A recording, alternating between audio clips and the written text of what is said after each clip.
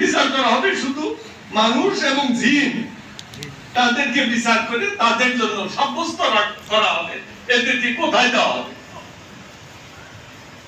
এদেরকে জান্নাতে দেওয়া হবে না জাহান্নামে দেওয়া হবে, জান্নাত না জাহান্নাম।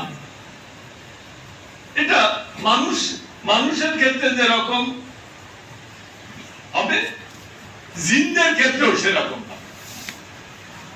তবে জিনদের বেহেশতে প্রবেশের ব্যাপারে মত পার্থক্যতা আছে।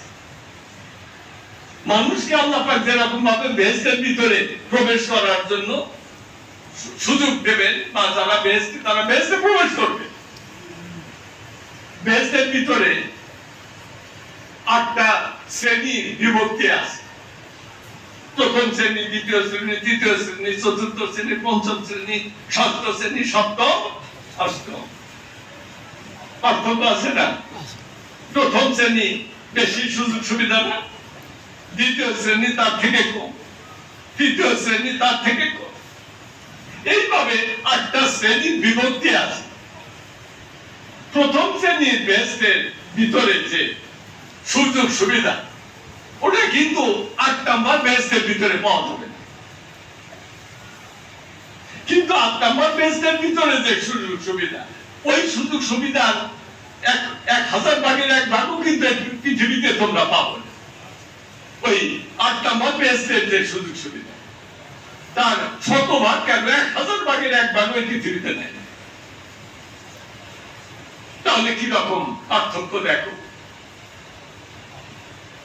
ওই জিনদের ব্যাপারে জিনরা কি তাহলে বেহেশতের ভিতরে যাবে 8 নম্বর বেহেশতের ভিতরে বা 1 নম্বর বেহেশতের ভিতরে গিয়ে ওখানে বসে থাকবে না? জিনদের ওই বেহেশতের ভিতরে ঢোকার কোনো অধিকার দেওয়া হবে না। জিনরা থাকবে কই তাহলে যারা বেহেশতি? সাহাবীদের ভিতরে তো অনেক জিন ছিল। আব্দুল্লাহ জিন নবীজির খুব ঘনিষ্ঠ সাহাবী ছিলেন। আব্দুল্লাহ জিন, তার নাম কি ছিল? আব্দুল্লাহ জিন। সে আব্দুল্লাহ জিন নবীজিকে সাহায্য করতেন বাবা নবীজির যুগে। হুজুর সাল্লাল্লাহু আলাইহি ওয়াসাল্লাম বললেন যে কি করো, এই মক্কায় এই কাফের জিন আমাকে খুব জ্বালায়, একে হত্যা করো। আব্দুল্লাহ জিনকে বললেন, আব্দুল্লাহ জিন বলে হুজুর হত্যা করো, ওই কাফেরকে হত্যা করো। নবীজির কাছে প্রতিজ্ঞা করে চলে গেছে। নবীজি বলছেন যে কাফেরদেরকে বলছেন যে তোমাদের যে পূজা করো, যে দেবী পূজা করো, আর আজকের দিনই শেষ, আগে হত্যা করা হবে। কিন্তু পরের দিন দেখা গেল যে 72 আছে, হত্যা করা হয়নি। দেখেন কি বিপদ।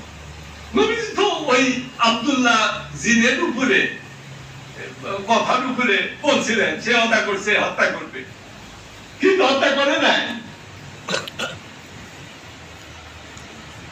তখন কাফেররা খুব খুশি, কাফেররা খুশি যে আপনি বলছিলেন আমাদের এই দেবী জেন এটা হত্যা করার কই আছে। পরে দয়াল নবীজি আব্দুল্লাহ জিনকে ডেকে বললেন যে কেন তুমি হত্যা করো, কথা দিছো, হুজুর ভুলে গেছেন, মাপ চাই। মাপ চাই। একবার আর কোনো কথা শুনলেন না, মাপ চাইছেন। তা বললো হুজুর আমি ভুলে গেছিলাম, আজকে আমি হত্যা করি। ঠিকই ওই দিন হত্যা করি। তার মানে আব্দুল্লাহ জিন সে ছিল সাহাবী জিন। নবীজির সাহচর্য লাভ করে সে মর্যাদা লাভ করেছিলেন। কিন্তু মানুষ সাহাবীর চেয়ে কি বেশি মর্যাদা না? না। মানব সাহাবী যারা ছিলেন বায়োলজির ইনসান হিসাবে সাহাবী ছিলেন, তাদের মর্যাদা কিন্তু জিন সাহাবীদের চেয়ে বেশি। যেমন বলা হয় হুজুর